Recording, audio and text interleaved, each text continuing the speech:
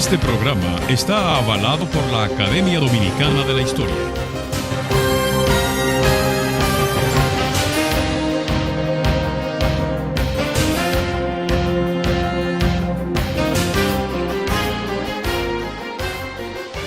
Muy buenas noches, distinguidos amigos. Bienvenidos a esta sesión solemne de la Academia Dominicana de la Historia, en que tendremos la honra de recibir a un nuevo miembro de número de nuestra corporación, el doctor Santiago Castro Ventura. El nuevo miembro de número de la Academia Dominicana de la Historia nos presentará su discurso de ingreso, Pedro Santana, impugnado por sus contemporáneos, y su discurso será respondido por el miembro de número, licenciado Jaime de Jesús Domínguez. Pero para iniciar esta solemne ceremonia, escuchemos las palabras de la presidenta de la Academia, la doctora Muquien Adriana Samben.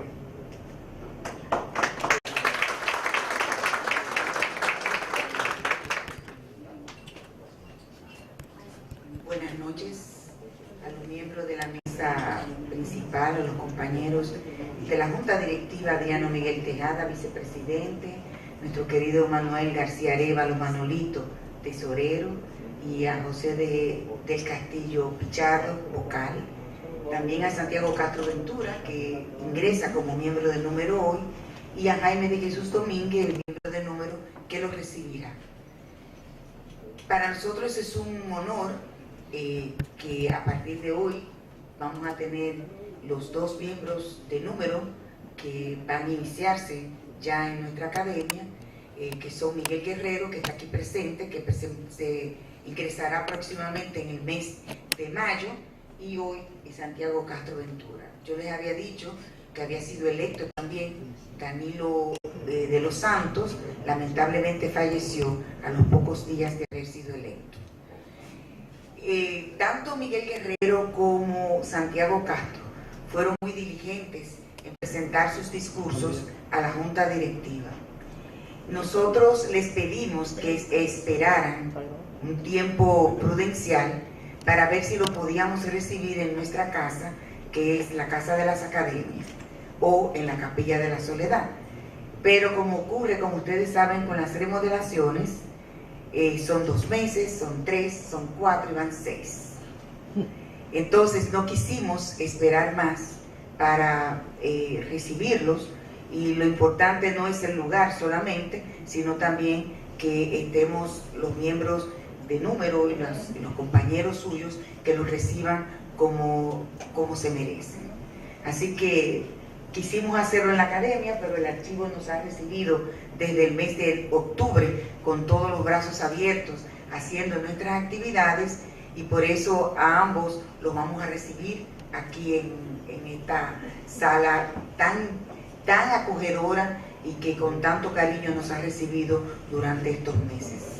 Gracias de nuevo por acompañarnos. Gracias a Santiago por haber acogido con tanta alegría esta designación como miembro de número, y gracias a Jaime de Jesús Domínguez por haber aceptado con beneplácito que fuera el miembro de número que lo recibiera. Así que a ustedes, buenas noches.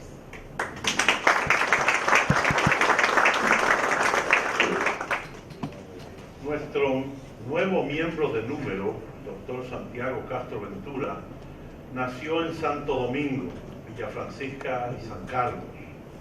Es médico egresado de la Universidad Autónoma de Santo Domingo en el año de 1981, con un posgrado en pediatría en el Hospital Infantil Dr. Robert Reed Cabral.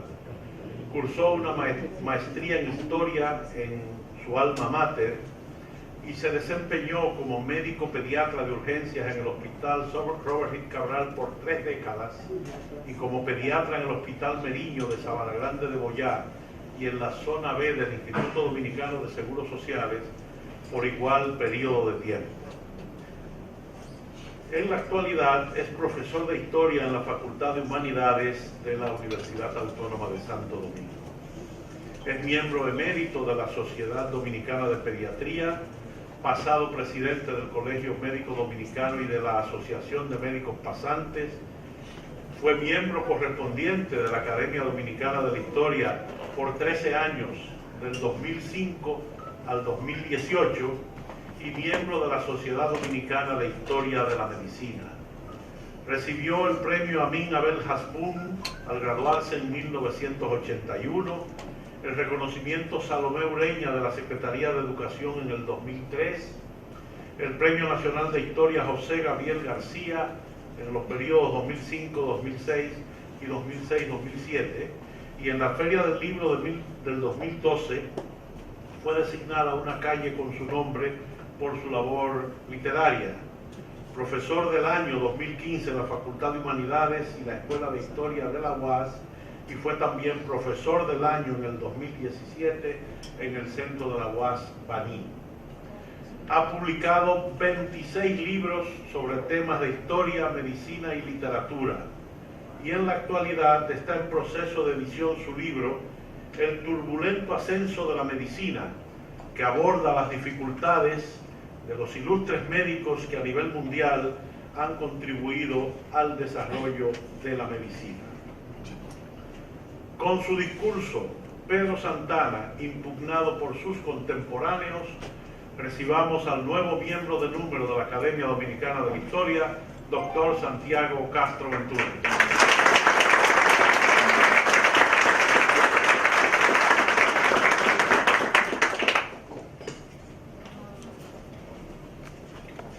Doctora Adriana Muquien Zampen, presidente de la Academia Dominicana de la Historia.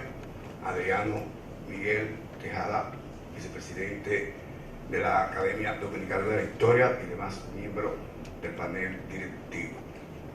Doctor Wilton Roa, presidente del Colegio Médico. Doctor Antonio Medina, vicerrector de extensión de la Universidad Autónoma de Santo Domingo. Colegas médicos, colegas de la historia, maestrantes y compañeros estudiantes de la carrera de historia, damas y caballeros. Quiero dedicar esta intervención al maestro Emilio Cordero Michel. Emilio Cordero Michel, este trabajo fue el último que en vida corrigió con su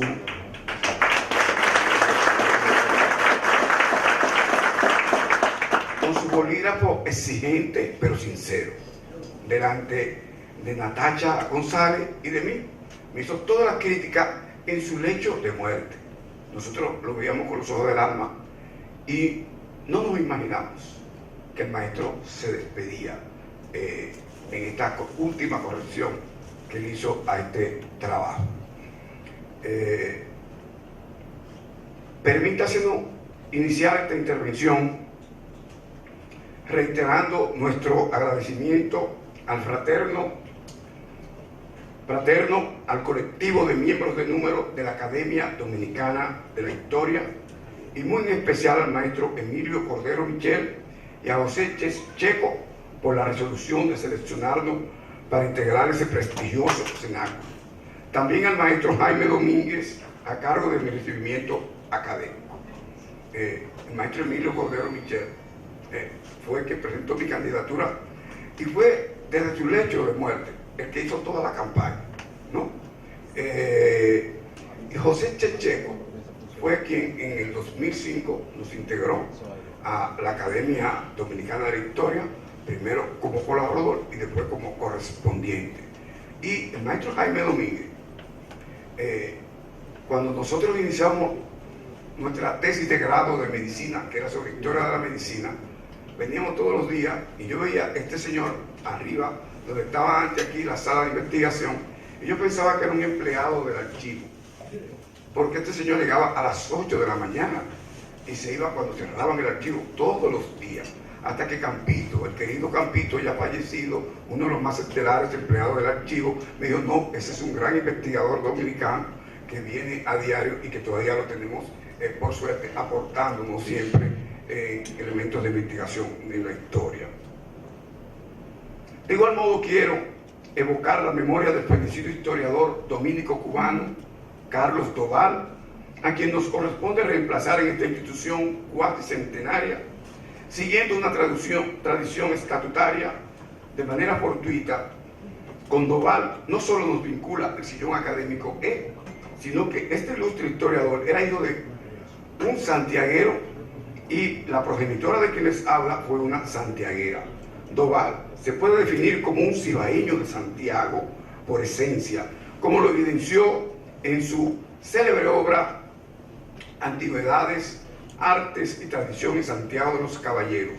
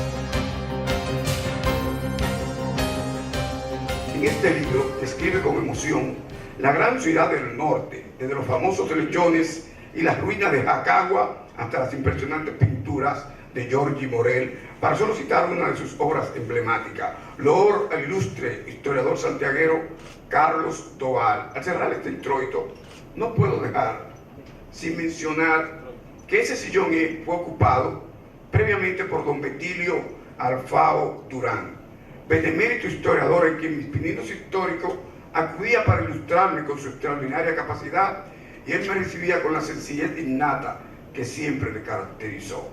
En otro orden, pasaremos a evaluar la lamentada heroicidad de Pedro Santana.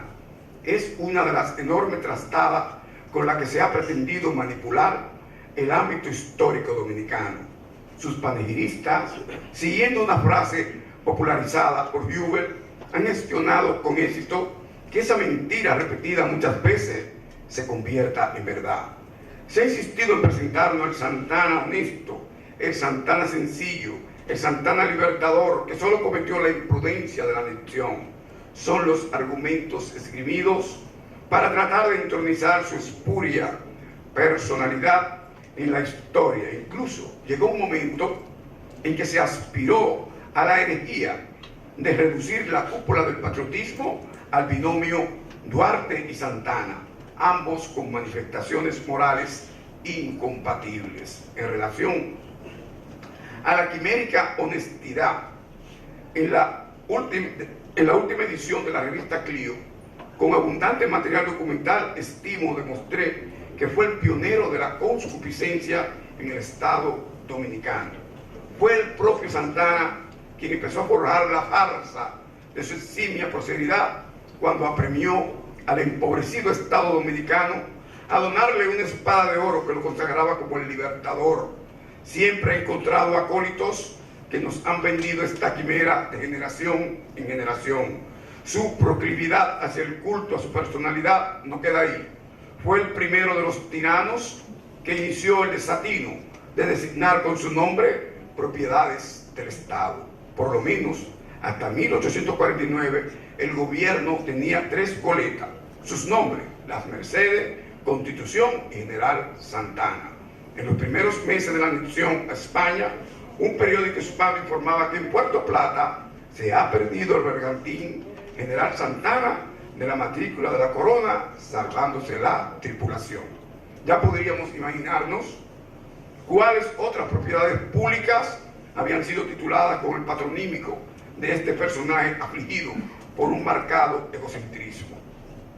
No es fortuito que Buenaventura Báez, su homólogo en proceso de incubación, en julio de 1849, fue quien desde la presidencia del Congreso acuñó el fastuoso título de Libertador, que le fue conferido mediante una ley a Santana, un libertador por decreto. A la sazón, Báez era uno de sus más vehementes seguidores. Tampoco es casual que en la podredumbre trujillista el Libertador alcanzara su más encumbrada principalía histórica. Entre otros aspectos debe recordarse la famosa encuesta acerca del general Santana de 1957, dirigida a recabar la reacción condicionada de importantes intelectuales que residían en el país, entre cuyos propósitos esenciales se establecía en torno a su quimérica singularidad. Decía, bajo su imperio personal quedaron sujetos muchas veces los hombres y las circunstancias.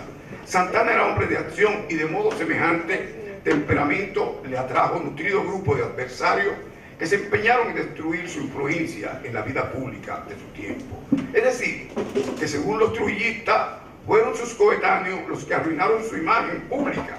Estos cortesanos de Trujillo preparaban el ambiente para presentar semejante concepto en torno al jefe una vez se produjera su extirpación. Lo cierto es que la mitología santanista yacía en el estercolero que le corresponde hasta llegar a la era de Trujillo. A partir de entonces hemos tenido un Santana redivivo, promovido por la historiografía trujillista, como apuntó sin empacho uno de sus mentores cuando proclamó: por primera vez después de su muerte ha sido en esta era cuando el nombre de Pedro Santana no se ha nombrado para arrastrarlo y pisotearlo. El Congreso Santanista de 1853, eludiendo la bancarrota económica del gobierno, aprobó otorgarle la ya referida espada con el pomo de oro, en cuya hoja serían grabadas a ambos lados las palabras: la patria agradecida a su ilustre libertador. El pueblo llano, que tenía que soportar estas adulaciones y gastos innecesarios, a manera de sátira catalogó la ofrenda como la espada virgen. Para tal nombradía se tomaba en consideración que Santana no pertenecía a la categoría de generales que marchaban a la vanguardia, sino en la retaguardia, y por lo tanto no tendría oportunidad de usar la espada. Félix Mota, poeta y futuro mártir del cercado, tras el alejamiento de Santana del gobierno en el periódico La Acusación, explicaba el uso que éste dispensaba a su espada y decía: el maestro a quien aludo pinchaba con su espada virgen a las víctimas que sacrificaba. Sus correrías pintarrajeadas de heroísmo tienen su origen a partir de la batalla del 19 de marzo de 1844, tras usurpar el mérito del jefe ejecutivo de las tropas dominicanas, el benemérito Antonio Liberger, cometió el dislate de ordenar el retiro de Azua a Sabanagüey en Baní. ¿Por qué? Error. El jefe haitiano Geral se retiraba desconcertado por caminos intransitables. Al recibir la información del repliegue de los locales, retornó y ocupó a Azua, que era el punto estratégico más importante por su puerto de mar, que le serviría para reabastecerse de material bélico y vituallas e intentar continuar con su programado operativo militar. Precisamente, apenas 5 años después, el general Manuel Jiménez le enrostraba a Santana su notoria negligencia y decía: expresamente se ha cedido el terreno al enemigo, se han desobedecido las órdenes, se han difundido siniestras voces entre las tropas por los jefes superiores, se ha dejado cercar, se ha abandonado en fin el terreno y el pueblo inexpugnable de Azua bajo los más indignos pretextos, y se ha vergonzosamente huido. ¿Y por qué causa, general? Jiménez le imputaba el interés de propiciar el avance del ejército haitiano para presentarse como el instrumento que podía paralizar esas tropas. Félix María del Monte, en su opúsculo Vida Política de Pedro Santana, publicado 7 años después de los acontecimientos, también le recriminaba por el ilógico retiro de Azua. El célebre historiador nacional José Graviel García, su contemporáneo, también cuestionaba el retiro. Los buenos efectos, decía, los buenos efectos de este triunfo, a que cooperaron casi todos los valientes soldados que en las diferentes campañas del sur conquistaron después los más altos grados de la milicia, quedaron desvirtuados inmediatamente con el abandono inconsulto que durante la noche hizo Santana de las posiciones que había defendido por la mañana, replegándose primero sobre Sabanagüey y luego sobre Baní, con violación manifiesta de las ordenanzas militares y sin meditar en su ofuscación, que ponía en grave riesgo la independencia nacional, pues el espíritu público cayó en tan profundo abatimiento a causa de este inesperado suceso. No puede ser casual que tres personalidades de modo separado coincidieran con enfoque semejante. Se debe reiterar que no recibieron una réplica adecuada por parte del afectado o sus personeros en este aspecto. Manuel de Jesús Galván, uno de los voceros personales y luego históricos de Santana, respondió después de 4 décadas explicando que Geral recibió refuerzos, posiblemente se refería a las tropas de Suprón. La respuesta no tenía asidero lógico. La llegada de refuerzos haitianos no fue tan importante porque no lograron continuar adelante con su objetivo primario, que era penetrar a la ciudad de Santo Domingo.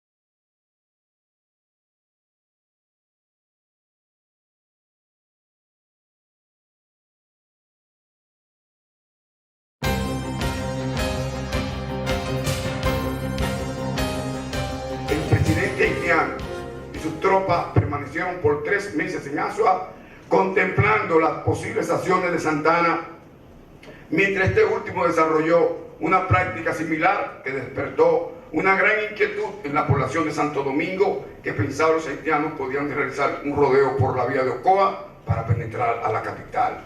El cónsul francés Saint-Denis, aliado de Santana, informaba a su canciller, después de la jornada del 19 de marzo, en la cual los victoriosos españoles fueron obligados por la falta de municiones, según se dice, de dejar el poder a los haitianos, vencido la importante posición militar de Azua, para replegarse en Baní. El presidente Rivière y el general Santana no salieron de sus acantonamientos. Se observan sin que ninguno de ellos se decida a tomar la ofensiva.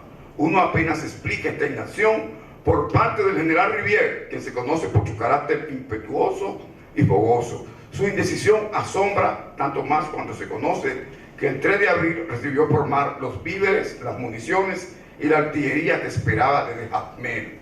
Los dominicanos cometieron un gran error al abandonar la plaza de Azua. Saint-Denis corroboraba que abandonar a Azua fue un gran error. Esa plaza constituía el objetivo estratégico más importante en todo ese perímetro militar. Presentaba como atenuante de la retirada la falta de municiones, pero con todo suspicaz manifestaba, según se dice, la dificultad para el aprovisionamiento bélico no podía ser un simple rumor para él.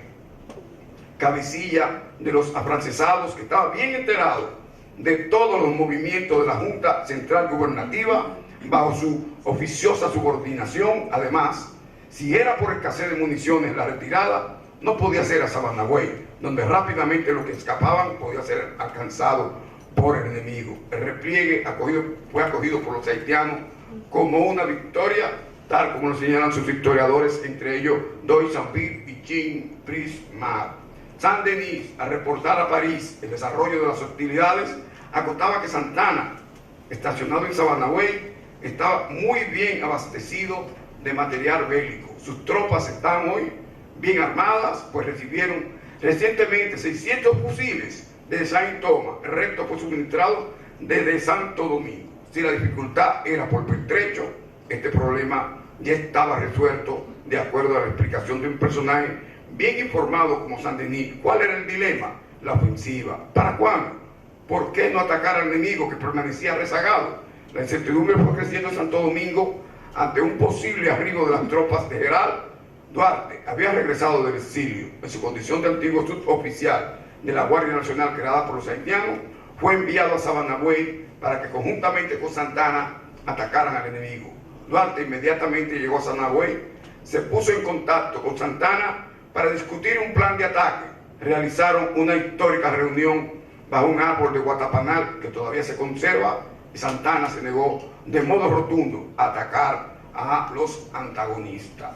En 3 ocasiones solicitó Duarte permiso para atacar solo con sus tropas al enemigo, pero la Junta Central Gubernativa no lo permitió y le ordenó regresar a Santo Domingo. El gobierno aceptaba la actitud de desidia que mantenía Santana, quien esperaba el desembarco de tropas francesas que merodeaban la zona al mando del almirante Desmoulins.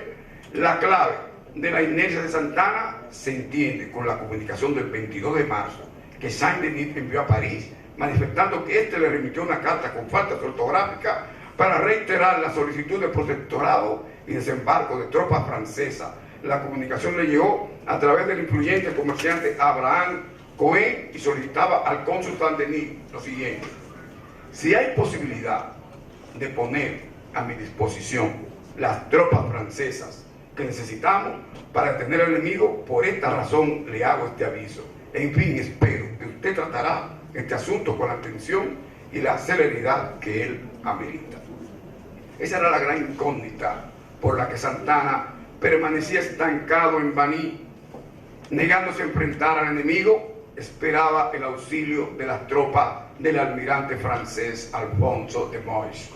Tras su contragolpe reaccionario del 12 de julio de 1844, se propuso expulsar no solo a todos sus adversarios políticos, sino a ciudadanos con los cuales tenía malquerencias personales y le temía. Tal fue el caso del señor Richet, que aunque estaba ciego, anteriormente varias veces lo había retado a un duelo personal y Santana no había querido acceder a ello.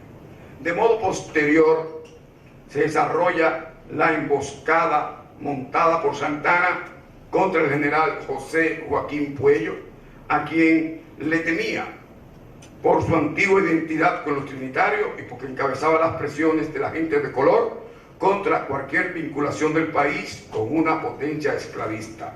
Santana le destituyó de su cargo militar, lo nombró ministro de Interior y en diciembre de 1847, de modo sorpresivo, ordenó su apresamiento y fusilamiento al día siguiente, acusado de una imaginaria conspiración.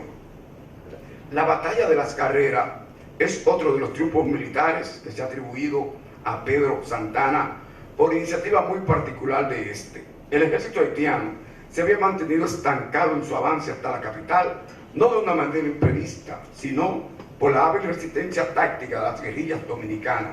Este prolongado espacio de tiempo permitió que Santana se trasladara desde el Seibo hasta el lugar de los hechos. Quienes mantuvieron bajo control a los haitianos durante este lapso fueron Divergé en el Número y Juan Pablo Contreras en el Maniel. Incluso con sus hostilidades impedían que los haitianos tomaran agua del río Ocoa.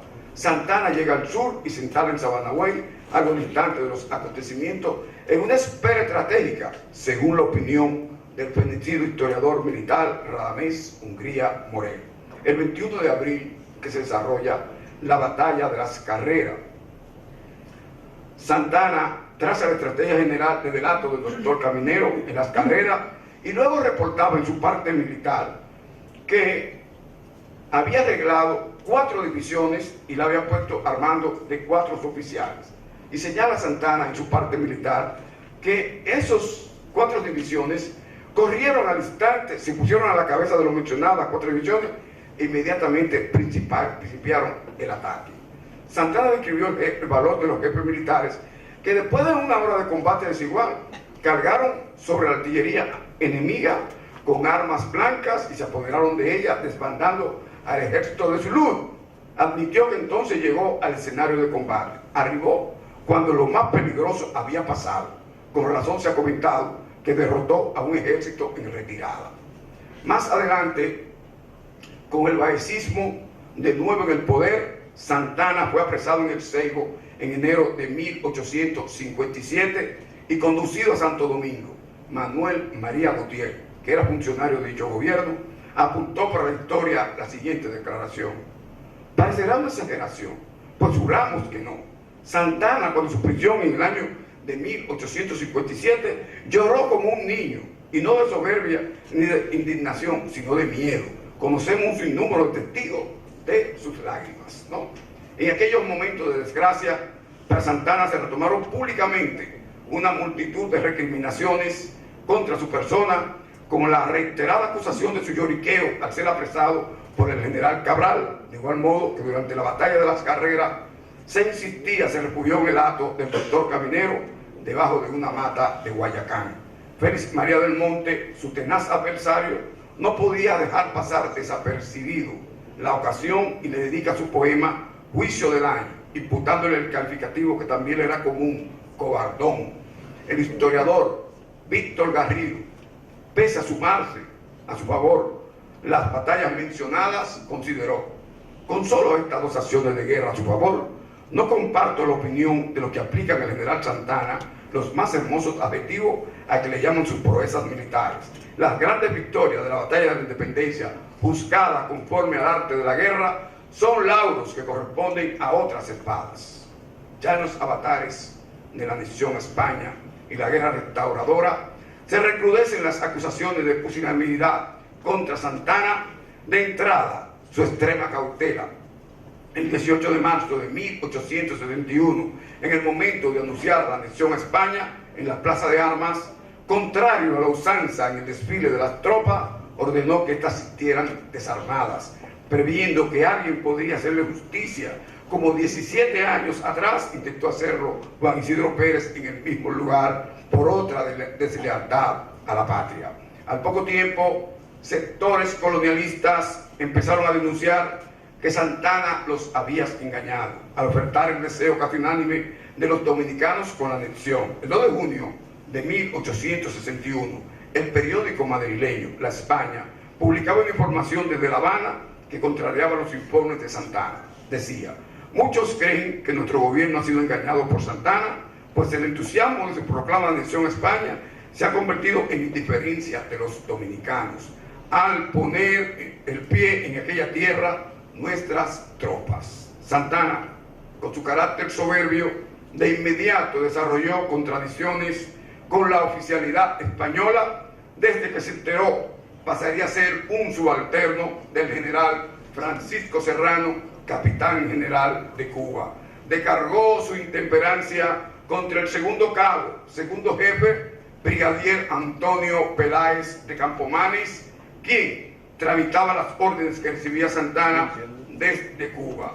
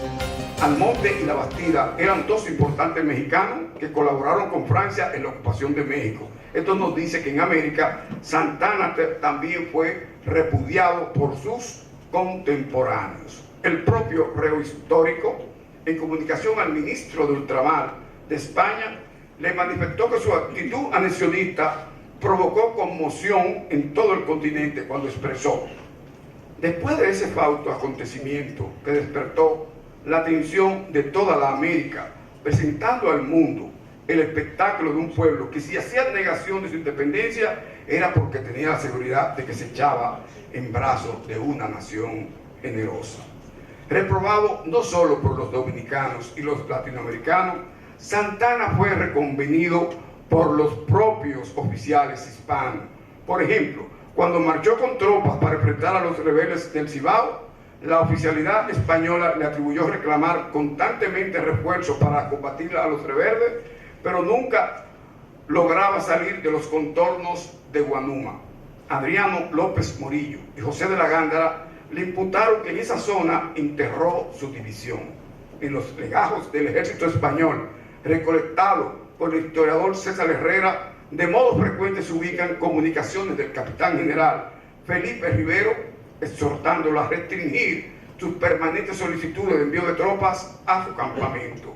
Santa Anna tenía harto al capitán general Rivero con sus constantes reclamos, actitud semejante a la sostenida durante su atacamiento en Sabanagüey y Baní en 1844, en la espera del desembarco de la soldadesca francesa que comandaba el almirante Desmoulins. En comunicación previa de Santa Anna, el 3 de octubre le manifestaba al capitán general Rivero que las tropas que demandaba no incurrirían en gasto de mantenimiento, alegando: como hombre que he sobrellevado una campaña de 20 años, tengo la experiencia que dan las vicisitudes de la guerra y en casos extremos, cuando la imperiosa ley de la necesidad lo exige, se mantiene el ejército de los recursos que brinde el terreno que ocupe. Confirmaba el grave cargo que le formuló Félix María del Monte de ordenar en 1844 el saqueo de las reses de los productores ganaderos de Sabanagüey. Esa era su costumbre. Por eso en Guanuma pedía tropas. La alimentación sería con los recursos que brindara el terreno, o sea, la depredación de los bienes agropecuarios de los campesinos y ganaderos de la zona. El general José de la Gándara le enrostró a rogarse supuesta victoria, como fue su pauta durante el curso de la guerra dominico-haitiana. Enfatizó el oficial hispano que en 1863 el marqués de las Carreras alardeaba de dos presuntos grupos rebeldes que nunca fueron demostrados como ciertos. Ante las comprometidas recriminaciones de la Gándara, solo nos resta indicar que cualquier parecido con la batalla del 19 de marzo es pura coincidencia. Santa Anna permanecía ensoberbecido con un delirio de grandeza bélico que se manifestaba en la práctica con un complejo de inferioridad ante el enemigo. La Gándara le atribuyó que sus planes de campaña eran defectuosos porque priorizaba sus consideraciones de interés político y quizás privado ante la ventaja en las operaciones militares. Esta había sido su norma en su accionar político y militar. El 20 de marzo de 1864, Santa Anna informaba al general Juan Suero, caído en combate 4 días después, que el entonces capitán general Carlos de Vargas había dispuesto que lo reemplazara en el mando de las tropas mientras se recuperaba de su dolencia.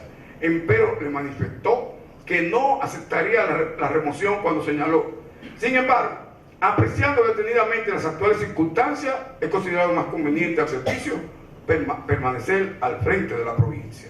De nuevo, no acataba una orden del capitán general y optó por permanecer al frente de las tropas. El 31 de marzo, el general José de la Gándara asumía la capitanía general y la actitud de desobediencia de Santa Anna llegaría a un triste colofón.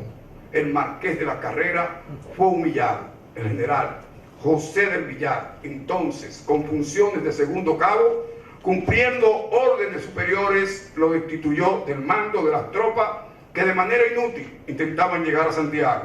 Fue advertido que sería enviado a Cuba para ser procesado por insubordinación.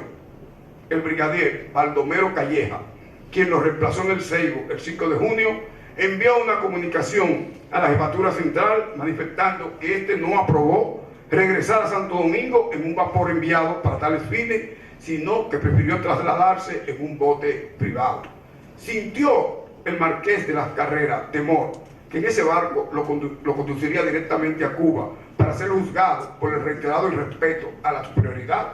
Los periódicos españoles, La España y El Contemporáneo, publicaron una correspondencia proveniente de círculos oficiales en La Habana que discurría sobre esta temática y decía: en Santo Domingo no ocurre más novedad que la de haberse visto precisado el capitán general, después de haber agotado todos los medios y recursos de la prudencia y conciliación, a separar del mando al general Santana, haciéndole venir a la capital con ánimo de enviarlo a La Habana, donde permanecerá hasta que el gobierno supremo resuelva su destino futuro.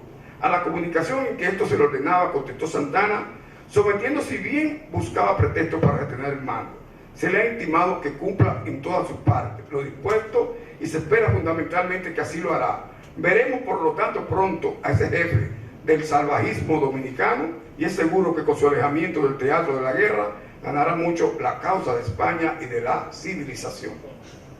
El clamor público también comentó la destitución y la disposición que ordenaba a removido funcionario militar trasladarse a Cuba para recibir instrucciones del gobierno, sosteniendo que no nos sorprende esta medida, ni podemos menos de aplaudirla, porque aún portándose de otra manera que, según noticias, lo ha hecho, la presencia del Marqués de las Carreras en Santo Domingo hubiera sido siempre motivo de entorpecimiento para conseguir la pacificación, del mismo modo que ha sido de las causas más eficaces para que la rebelión estalle. La discusión, periódico español de oposición, al comentar su posible envío a Cuba, comentó de manera objetiva: mucho es de temer que el famoso general dominicano venda ahora a su patria adoptiva como antes vendió a la propia. Como podemos activar, la prensa española conocía referencias muy nocivas en torno al célebre Marqués de las Carreras. Un diario madrileño calificaba de peligroso un comentario del muy gobiernista La Época, que entre sus recomendaciones decía: debemos suponer que el capitán general tendría adoptada sus medidas para evitar una nueva complicación. Entonces se sospechaba que Santana podría pasarse al bando rebelde, pero este nunca sintió afinidad con la idea de una patria libre, por eso prefirió terminar su carrera política y militar en medio de los repetidos ultrajes de la Gándara. Santana falleció 9 días después de su retiro del Seibo, ante la posibilidad de enviarlo a La Habana para procesarlo. Surgió el rumor que este se envenenó u otros tomaron esa decisión. El diario madrileño La Nación resaltaba que circulaba la noticia oficiosa que el disgusto de la destitución le ocasionó una viva impresión que le provocó la muerte, asegurando: no faltando quien pronuncie la palabra suicidio y aún otras más graves. Quien esto escribe, luego de evaluar su cuadro patógeno desde el ámbito clínico histórico, está convencido que su muerte fue a consecuencia de un coma hepático o encefalopatía hepática, que en su momento fue diagnosticado correctamente como una apoplejía. Aunque antes no se ha revelado, su defunción fue festejada por los dominicanos, aún en los territorios ocupados por el ejército español, según se desprende de un expediente de indagación a cargo del general Eusebio Puello el 24 de junio, dando cuenta de la denuncia contra un grupo de ciudadanos que en Azua organizaron una fiesta para celebrar el acontecimiento. Fueron imputados varios oficiales dominicanos de la Reserva, entre ellos Pedro Catalino, Rudecito Ramírez, Dionisio Mato, Leopoldo Blandino y José del Carmen Figueroa, quienes fueron apresados y negaron la acusación. Declararon que ellos solo celebrarían el día de San Juan. ¿Cuántas celebraciones se llevaron a cabo? Al ordenarse este procedimiento de investigación con un expediente minucioso, nos deja claro que no se trató de un solo caso aislado, sino de algo extendido. Entonces se decidió buscarle una salida draconiana para evitar que se repitieran situaciones similares. El capitán español Ramón González Tabla dejó constancia para la historia del repudio de los dominicanos a Santana cuando puntuó en su libro lo siguiente: los paisanos suyos que le trataron y conocieron le pintaron con colores tan recargados que solo consiguieron hacer un boceto de aspecto repulsivo. Quisiéramos mejorar la obra, pero afuera de leales no podemos menos de confesar que nos hallamos en la paleta risueños colores. Cuando el modelo es ceñudo, fuera gran impropiedad sacar de él un narciso.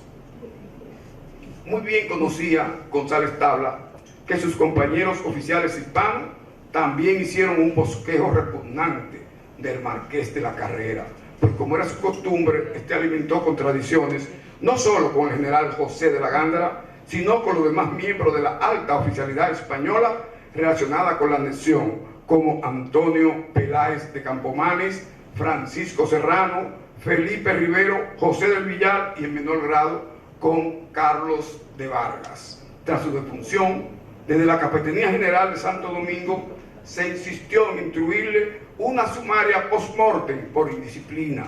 El 26 de julio de 1864, el segundo cabo o segundo jefe, general José del Villar, se dirigió al fiscal del inventario, Lorenzo Soto, solicitando, cito: sírvase, vuestra excelencia, remitir las minutas o borradores de las comunicaciones que el excelentísimo señor teniente general don Pedro Santana ha dirigido al de igual clase don Felipe Rivero y mariscal de campo don Carlos de Vargas, y están escritas en estilo irrespetuoso e inconvenientes, las cuales deben existir en el Estado Mayor de esa división o entre los papeles del dicho general.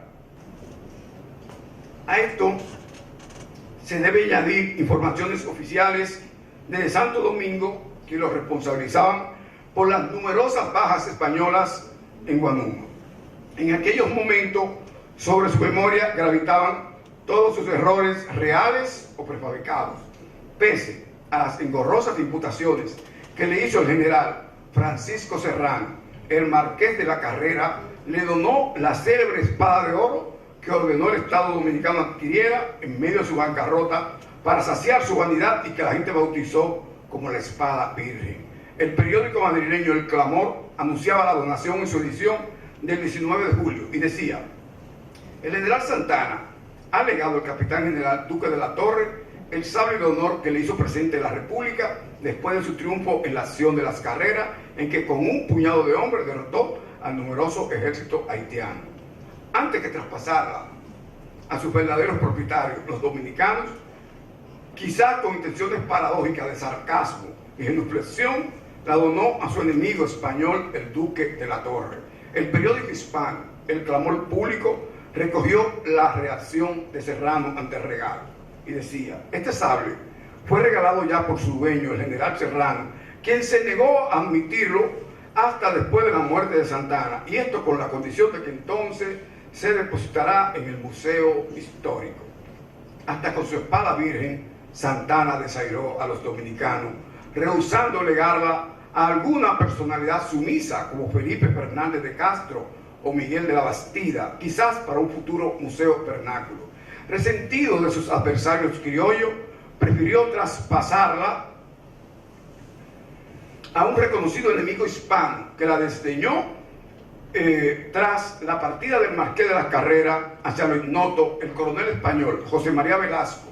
En febrero de 1865 se trasladó a Madrid para entregar de modo formal la espada al antiguo gobernador de Cuba. El periódico ministerial La Época, el 10 de marzo, anunciaba que Serrano visitó a la reina Isabel II para hacer la entrega de la espada virgen de Santana, y decía: nuestra bondadosa soberana se dignó acoger con gratitud este patriótico presente, mandó fuese colocada en su real Almería como digno recuerdo de la gloriosa anexión al territorio español de la magnífica isla descubierta por el inmortal Colón, y consagró algunas notables palabras a la memoria del que murió invocando junto al nombre de España el nombre de Isabel II.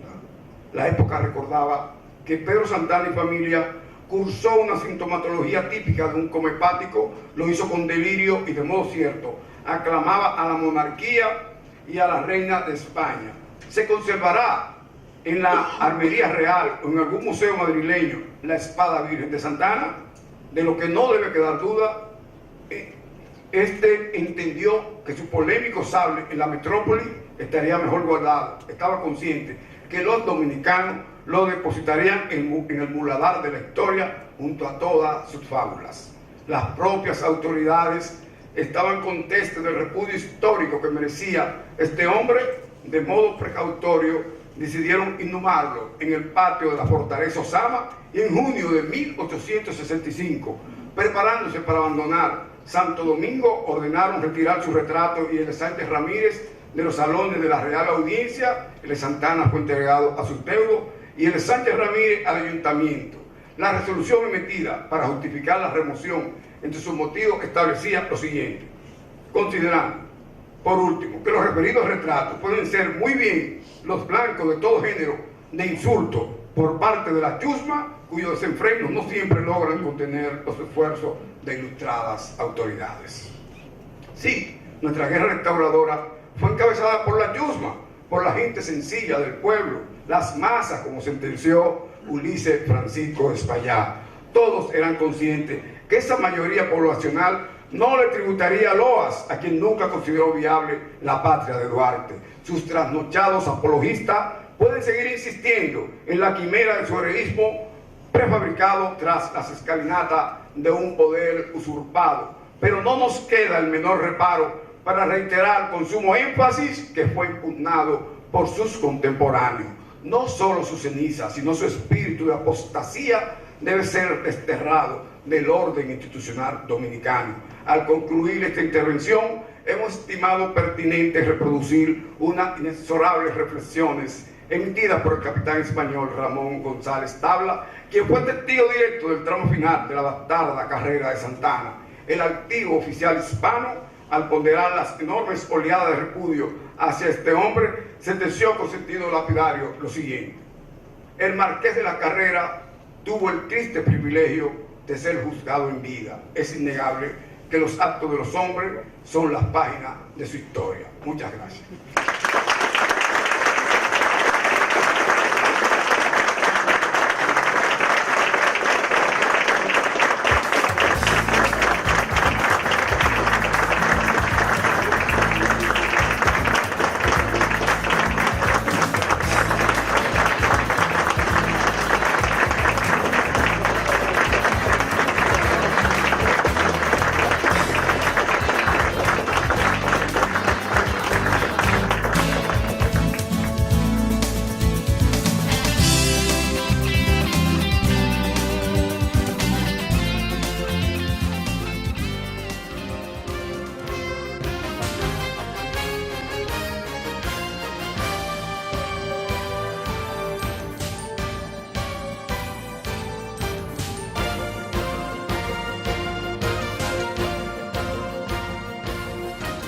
Este programa está avalado por la Academia Dominicana de la Historia. Comisión Permanente de Efemérides Patrias. Presentaron